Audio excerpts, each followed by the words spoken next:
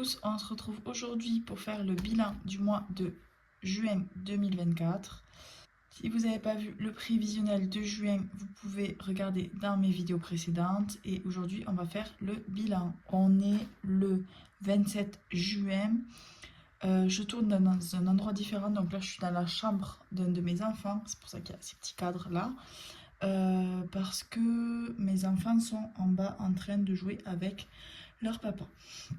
Donc juste pour recontextualiser, donc moi c'est Leïla, ma chaîne YouTube c'est Premier Mois Budget. On est une famille de 4, donc mon mari qui est papa au foyer, moi qui suis infirmière de bloc à temps partiel. Et on a 2 enfants de 2 ans et bientôt 7 mois. On a aussi un chat et un chien.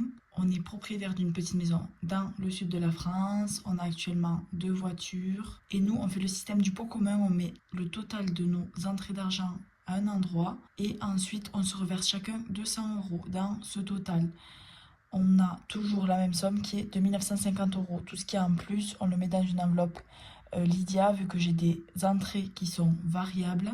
Il y a des mois où j'aurai moins pour faire 2950, donc je rajoute de cette enveloppe, et des mois où j'aurai plus, et donc je mets du coup dans cette enveloppe pour les mois où j'aurai moins. Sinon n'hésitez pas à aller voir, j'ai fait une vidéo sur comment s'organisent nos entrées d'argent et mon salaire qui fluctue.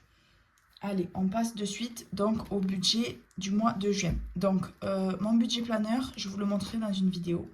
Donc on se retrouve ici avec le budget du mois de juin 2024. Donc, du coup, au niveau des prélèvements, donc ce mois-ci, je ne vous ai pas fait un petit check-up du milieu de mois, donc je vais tout reprendre, je vais essayer d'abréger un petit peu parce que j'ai pas trop le temps et que je veux pas que ce soit trop long. Mais voilà, donc le crédit maison, 670 €, c'est passé, l'assurance du crédit aussi, l'assurance de la maison, c'est bon, pour ce qui est du gaz et de l'électricité. Alors, on a eu la régule, donc on avait trop payé. Donc le gaz, on a payé 34 €, ça c'est bon. Et l'électricité, en fait, du coup, ils nous ont pas prélevé. Plus, ils nous ont donné 25 € de régule, donc en notre faveur. Plus, on a eu 20 € de prime, vu qu'on a moins consommé que l'année dernière, on a une prime de 20 €. Donc, du coup, voilà. Ce qui va expliquer que sur le compte où nos charges fixes sont prélevées, donc chez nous c'est notre compte joint chez le Crédit Agricole, du coup vu qu'on fait un budget base 0, mais là il y avait encore pas mal d'argent sur le compte, vu qu'on n'a pas été prélevé 75, plus on a eu 25 € de, donc ça c'est la régule, et ça c'est les 20 € de prime, parce qu'on a moins consommé que l'année dernière. La banque, 26 € c'est passé. La télé, 20 €, donc c'est Netflix et Canal, c'est bon. L'assurance de la Twingo, c'est bon. L'assurance de notre deuxième voiture, 51 €, c'est bon. D'ailleurs, on a vendu notre ancienne voiture. On a reçu enfin notre nouvelle voiture qui est une Mégane électrique qu'on a eu avec le leasing social. Et on a trouvé une assurance qui coûte exactement le même prix. Donc, on a vendu, le même jour, on a vendu notre voiture et on a eu la nouvelle. Du coup, on n'a pas 2 assurances à payer en même temps et ça c'est super. Donc notre crédit voiture, du coup, qu'on va rembourser, qui était de notre ancienne voiture. Mais bon, bref, il était passé. L'assurance vie des enfants, c'est un prélèvement automatique, c'était passé. La mutuelle aussi. La gym des enfants, donc c'est un abonnement dans une baby gym où il y a 2 cours par jour et on peut y aller en illimité. Donc c'est 36 €, c'est bon. Les frais de copro, c'est bon. Et l'eau, c'est passé. Donc je mets 20 € tous les mois. C'était au mois de juin le prélèvement. Donc c'est tous les 6 mois. Et il nous reste encore, donc je le mets dans l'enveloppe Lydia. C'est 2 choses dans l'enveloppe Lydia. Il nous reste encore 29 € dans l'enveloppe. Donc je les laisse au cas où la régule d'après, enfin le prélèvement d'après, on est plus consommé, on ne sait jamais.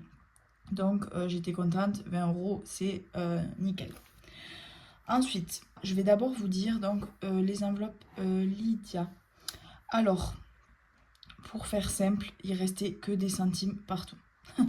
Donc dans divers, il restait 27 centimes. Donc bon, je vous mets 3 petits points parce que j'ai pas envie de vous mettre le détail de tous les centimes à chaque fois. Dans les enveloppes des enfants, il y en a un où il lui restait 2,01 et l'autre où il lui restait 6,07. Donc on va dire que ça fait 8 et quelques. Ensuite, les enveloppes Lydia, donc il y a alimentation spécifique, il nous restait 0,11 centimes. Donc vraiment pas grand chose. Ensuite, il y a l'enveloppe solde que du coup j'avais vidée. Donc j'étais à 68 et donc j'ai profité des ventes privées, enfin c'était des ventes non privées même, de chez Kiabi. Donc des 5 articles c'était moins 50. Donc j'en ai profité pour prendre quelques affaires d'été et surtout des affaires pour la prochaine saison, donc automne-hiver. En prenant une taille au-dessus, ça valait le coup franchement, les habits Kiabi pour l'usage qu'ils en font. Mes enfants se tâchent beaucoup, je les laisse faire. Donc il restait à la fin donc 16,75 dans l'enveloppe. Donc vu que j'avais utilisé une grande partie. Ça c'est pour Lydia. Et ensuite donc dans les animaux par contre il restait 26,62 €. Donc ça quand même c'est pas mal vu que en fait ce mois-ci on n'a ni eu litière ni croquettes pour mon chat à acheter parce que je les avais déjà d'avance. Donc c'est ça qui explique cette grosse somme. Mais sinon j'essaie de budgéter au plus juste, il reste jamais autant. Et aussi les imprévus qu'on n'a pas touchés, donc 50 €. Donc ça c'est pour les enveloppes Lydia. Ce que j'ai fait c'est que tous les centimes qui restaient, donc dans alimentation semaine 5 d'hiver et les 8 € et quelques dans enfant, je les ai mis directement dans solde, vu que c'est encore les soldes et qu'on en profite pour faire le plein un peu pour toute l'année. Et après le reste de l'année, j'achète pratiquement pas de vêtements à part s'il manque quelque chose en particulier. Donc du coup, tous ces centimes que j'ai rebalancés dans solde, du coup, ça fait monter solde à 25,21 €. Donc voilà pour les enveloppes Lydia. Ensuite, pour les enveloppes en argent, on va regarder de suite. Ah oui, et pour la crèche, je crois qu'on avait budgété à 10 € près. Donc je crois qu'on était à 220. Du coup, entre donc tout ce petit couac, bon, en notre faveur plutôt positif, et la différence de la crèche, il nous restait sur le conjoint 128 €. Et sur Lydia, du coup, j'ai calculé juste ça et ça. Donc on va dire 70 parce qu'en fait, j'ai tout balancé sur une enveloppe en attendant sur Lydia. Et en fait, je suis allée faire un petit achat de 5 € et du coup, je l'ai réutilisé. Donc on va dire que ça fait 70. Donc déjà les économies quand même pas mal, 128 € sur le conjoint et 70 € sur Lydia. Et ensuite on va voir donc pour les enveloppes en espèces, où est-ce qu'on en est. On va voir ensemble ce qui nous reste. Donc j'ai enfin fait ma page de garde. Du coup on a eu une entrée d'argent exceptionnelle parce qu'on a vendu donc la voiture et ils nous ont donné une petite partie en liquide. Du coup je me suis dit autant la garder, on fera le remplissage avec. Le seul problème c'est qu'il y a un billet de 100 je crois. Mais bon, on va essayer de l'utiliser pour la première semaine aux courses, pour le casser et pour le répartir dans les autres semaines. Voilà. Donc, en alimentation, semaine 1, il nous reste, donc comme d'habitude, je comptabilise les billets, les grosses pièces et les centimes, je mets de côté. Donc 10, hop, 11, et les pièces, je mets de côté, je compterai à la fin. Donc ça, c'est alimentation semaine 1. Pour l'alimentation semaine 2. Donc nous, on fait toujours 50 € de courses chez Lidl. Et tout le reste qu'on utilise chez le primeur. Donc ça dépend de la fréquence à laquelle on va chez le primeur. Et du nombre de paniers anti-gaspi. Parce que nous, on n'achète que des paniers anti-gaspi chez le primeur. Donc pour la deuxième semaine, j'ai sauvé 10 € à nouveau. Pour la semaine 3, on a sauvé un billet de 5 et des pièces. Donc c'est toujours mon mari qui va faire les courses. Des petites pièces. Et pour la semaine 4, on a sauvé des centimes encore. Seulement des centimes. C'est déjà bien. Donc l'alimentation semaine 5, c'est ce qu'on budgète tous les mois pour notre semaine 5 qui est normalement en août. L'enveloppe promo, on ne l'a pas touché, 10 €. On va la vider. Vu que j'ai prévu de la remplir en juillet. Vu que vous savez, si vous avez vu ma vidéo, comment je vais épargner 5 000 € en moins d'un an, on va faire un défi des billets de 10 pour économiser ces 5 000 € là. Donc je vous invite à aller la voir si vous ne l'avez pas vu. Pour ce qui est de santé, donc santé, je suis en train de préparer une enveloppe épargne santé. Donc à l'intérieur, je mettrai les 70 €. Donc ce mois-ci, les 20 € de santé, on ne les a pas touchés. Et toutes les pièces, hop. Je vais les mettre dans les gains, comme ça, bon là je vais pas le faire de suite, mais je vais basculer donc ces 70 € dans l'enveloppe épargne santé. Et ensuite on budgétera chaque mois dans cette enveloppe là et on mettra en épargne santé si besoin. Donc je vais récupérer les grosses pièces. Donc, donc toutes les petites pièces, je les mets ici. Et donc, en santé, on récupère 2, 3, 4, 5, 6 euros. Mince, j'ai oublié de noter en même temps. Désolée, je note en parallèle sur mon... Voilà, bon, ça nous fait pas mal de petites pièces. Hygiène, on n'a pas touché. Hop. 20 euros. Hop. Donc, hygiène, en priorité, on fait avec des cartes de mon entreprise à la parapharmacie de Leclerc. Et aussi, on achète uniquement des produits d'hygiène solide, enfin, en très grande majorité. Et ce que je fais, c'est que je prends toujours la même marque comme avant. Et souvent, j'achète pendant soit des ventes privées, soit les soldes, tout ça. Du coup, je fais une grosse commande. Donc, c'est vrai que l'enveloppe hygiène, on s'en sert pas forcément tous les mois. Hop. Au niveau du carburant, on a sauvé 20 euros. Vu qu'on savait qu'on allait vendre notre voiture, on s'est mis à moins l'utiliser. Et du coup, à la fin, on a juste mis 20 euros de carburant parce qu'il en restait un peu et qu'on ne voulait pas tout vider. Mais voilà. Hop, animaux. Donc, maintenant, je l'ai passé en entier, enfin le mois dernier, pour la première fois en entier sur Lydia. C'est pour ça qu'il n'y a plus rien, mais bon, il restait 26 euros. Pour couche et lait, il nous reste 5...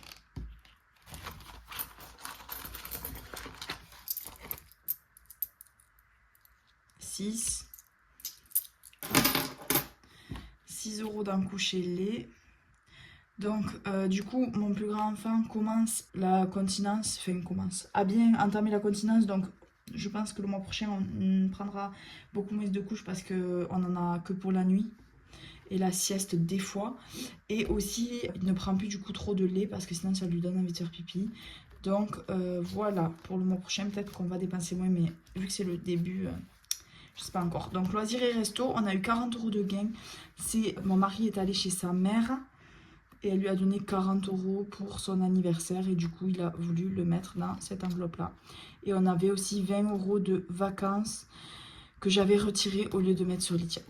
Et dans l'enveloppe des enfants, il ne reste rien. Je crois que j'ai utilisé Action pour acheter des outils d'atelier créatif. Pour là ce week-end on va chez la grand-mère de mon mari, donc pour les enfants, pour les occuper. Voilà, enfin pour mon plus grand enfant, vous doutez bien que le petit à 7 mois ne fait pas encore des ateliers créatifs. Voilà, donc je vais compter tout ça et je reviens vers vous. Donc là il y a 8 euros, du coup je vais venir arrondir à 10 avec les pièces de 50 qu'il y a ici. Donc 9 et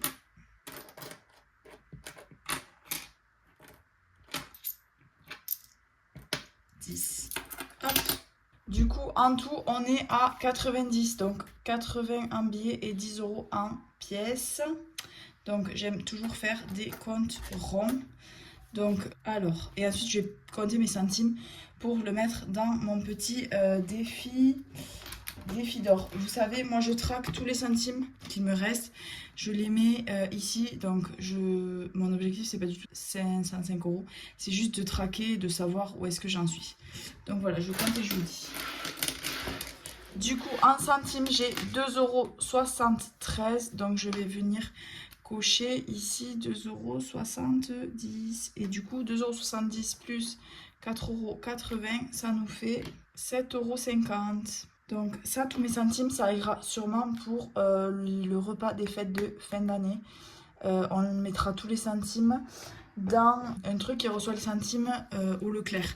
C'est toujours ma super tirelire old school qui vient donc de mon travail. On a une cheese tous les jours, j'ai juste fait une petite fente. Voilà, vous n'êtes pas obligé de faire des super investissements pour être une budgéteuse. Pour commencer, surtout, conseil, le but c'est d'économiser de l'argent.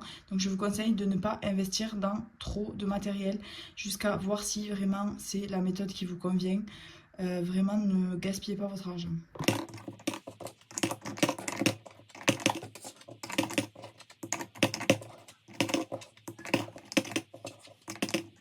Hop, donc voilà, je compte garder cette tirelire pendant encore très longtemps, même si les tirelires qui comptent toutes seules, ça donne envie, mais on essaye de ne pas trop s'encombrer. Donc voilà, ensuite dans ce qui me reste, donc le seul défi que je fais, donc c'est on va dire le défi d'or, mais c'est seulement une manière pour moi de traquer mes centimes. D'ailleurs, j'avais tapé dedans à un moment où on était un peu juste niveau alimentation. Donc c'est pour ça qu'on est qu'à 7,50 €. En gros, c'est pas depuis le début de l'année vraiment. Là, c'est les 3 derniers mois. Et on commence du coup ce défi des 10 € pour du coup mes 5 000 € à économiser en moins d'un an. Donc on va mettre pour ce mois-ci tous mes billets 10. Hop, 10, 20, 30, 40, 50. Donc voilà, je suis contente de commencer comme ça. D'autant plus que j'ai fait le prévisionnel de juillet et que j'ai déjà mis 90 dedans. Donc je les retirerai et je les mettrai dedans. Donc pour l'instant, je me suis mis une petite enveloppe comme ça à part. Donc ça, c'était de chez Blush. Pour rappel, donc ce classeur et ces trackers, je les ai eus dans un concours de chez Mode Budget. Et du coup, bon, le défi des 10 €, je me le suis refait un petit peu à ma sauce et j'aimerais me le faire dans une enveloppe, vous savez, où on glisse directement l'argent dedans, mais me le faire moi-même. Donc voilà, je suis en train de regarder plusieurs tutos des enveloppes dorées pour être sûre de ne pas faire des impairs, parce que j'aimerais ne pas le recommencer 10 fois. Mais bon, en attendant, ça ira dans une enveloppe comme ça à part. Donc voilà, 50 €, on commence bien. Plus tôt j'aurai fini et plus tôt je serai soulagée. Hop. Donc voilà, le but c'est de mettre mes billets de 10 à la fin du mois. Là, au mois de juillet, je vais remplir 90 € en début de mois, mais c'est exceptionnel. Parce qu'on a eu du coup beaucoup moins de frais, car maintenant on a une voiture électrique, donc on a eu les frais en moins de carburant. Donc on a eu beaucoup moins de frais, donc on a eu beaucoup plus de reste à la fin. Donc j'ai décidé d'en mettre un petit peu dans ce défi pour le booster. Mais sinon après ça sera que avec les fins de mois. Et là la fin de mois est plutôt bonne, entre conjoint Lydia et espèces. Mais sinon en temps normal, on a quand même moins. Et s'il faut, il y aura des mois où je mettrai qu'un billet de 10 ou 2 billets de 10. Donc voilà, 1, 2, 3, 4, 5. Et on est bien à 50 €. Je suis contente de commencer ce défi. Hop, et du coup, donc, tout ce qui me reste, moi, je le glisse dans une enveloppe reste à classer. En gros, je vais réutiliser tout ça pour le mois prochain. Quand je ferai mon remplissage, je vais déduire cette somme à ce que j'ai à retirer. Juste ici, reste à classer. Hop. Et voilà. Donc, hop, on reprend ça. Donc, j'espère que c'est pas trop bruyant. Donc, 90 € de reste en espèces, ce qui fait une économie de 288. Ce qui est énorme pour nous. Mais bon, voilà, il y a du coup 50 € entre parenthèses. C'est les 50 €, enfin je me le note pour moi, c'est des vraies économies, mais c'est les 50 € que je mets directement dans le défi. Ah oui, mince, et j'ai oublié, oh là là, j'ai oublié l'enveloppe pain. Donc ici il restait rien, promo il restait 10. Donc tout ça c'est bon, et il restait juste pain. J'ai complètement oublié de vider le porte-monnaie de la boulangerie. Mince. Oh là là. Bon écoutez, tout ça je vais le mettre directement, tant pis, je vais remplir à nouveau mon défi d'or. Je suis vraiment pas organisée.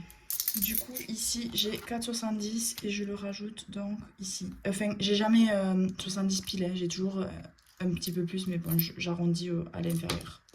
Donc 4,70, donc 7,50 plus 4,70, ça nous fait 12,20 €.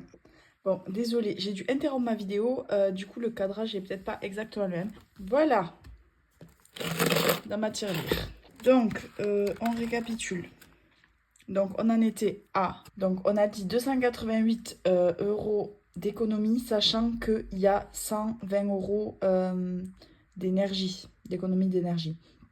Il faut savoir que nous, chaque mois, on fait entre 150 et 170 à peu près euros d'économie. Donc, on va venir le reporter juste là, donc dans mon récap annuel. Donc, je mets ce qui reste sur le compte joint, sur Lydia, en espèces et le total des économies.